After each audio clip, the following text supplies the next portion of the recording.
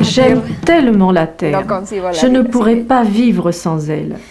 J'ai vu tant de choses qui dégradent la terre. Et ça me donne beaucoup de tristesse.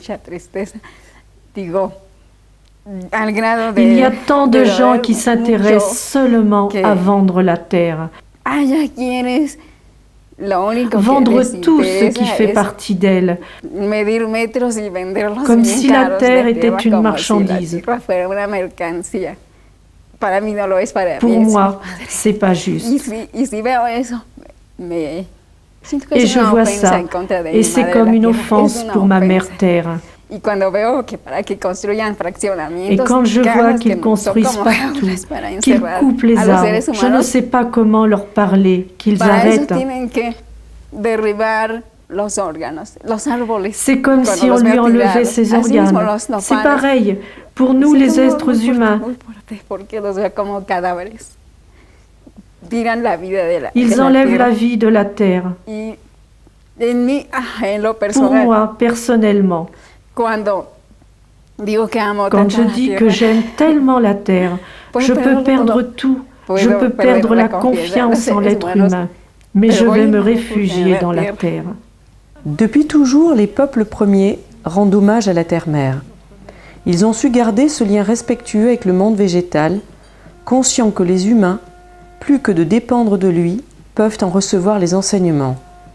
Dans ce monde en mutation et en quête de sens, il est plus que temps de nous rapprocher des plantes, des fleurs, des arbres, afin qu'enracinés, guidés, inspirés, nous puissions tendre vers le ciel et redevenir ces arbres de vie au sein de la magnificence de la création.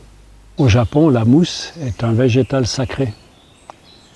Toutes ces mousses, il y a des vrais endroits où la mousse est vénérée comme étant une des formes végétales les plus précieuses, les plus sacrées, les plus prestigieuses. Et là, on serait dans un temple pour certains Japonais. Tout est couvert de mousse. Voici la nouvelle collection que nous vous proposons en ces temps où les alliances, plus qu'enrichissantes, sont indispensables. Amoureux du vivant, chercheurs en quête de sens, aventuriers d'un jour ou de toujours, sont réunis aujourd'hui afin d'offrir la richesse et la complémentarité de leurs expériences. Il est splendide. Il a un tronc très tourmenté. Et voilà, ça témoigne de son âge. Il est estimé à 1600 ans, peut-être plus.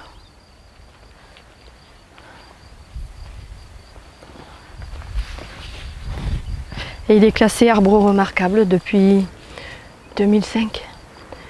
Au moins il est protégé et répertorié. On peut imaginer que tu as un arbre de naissance aussi. D'ailleurs, il y a quelques siècles, sur tous les continents, les humains étaient apparentés aux arbres. Ô frères debout, soyez honorés et remerciés par 3 fois, Awen, en conscience par le cœur avec force. Recevez l'offrande du tabac sacré.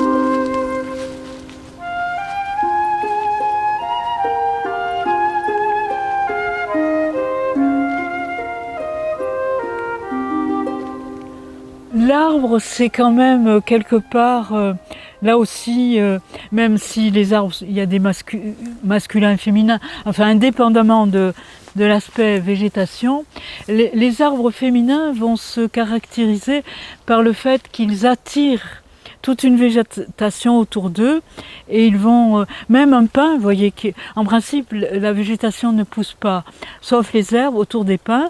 Dès qu'un pin attire la végétation, ça veut dire qu'il a une petite tendance féminine. Par contre, un pin masculin, comme celui qui est là-bas derrière, va être tout seul. Pose la main sur ton cœur et écoute simplement. Tu te mets en lien avec l'arbre, il va te parler. Tu te mets en lien avec le brin d'herbe, il va te transmettre un message. Écoute, écoute et chacune de tes cellules.